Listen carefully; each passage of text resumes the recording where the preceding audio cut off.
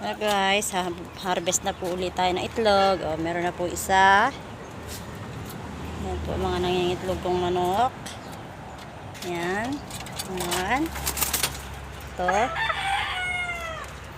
At yung mga nangingitlog na manok. Yan po itlog niya. Ito.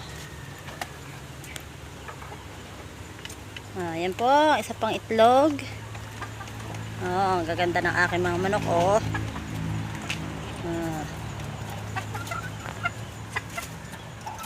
Yan po ang kanyang itlog. Ito. May itlog na rin siya. Ito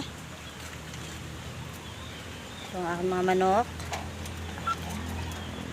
Yan. Mga manok. Ngit. Ito ang aking kandang.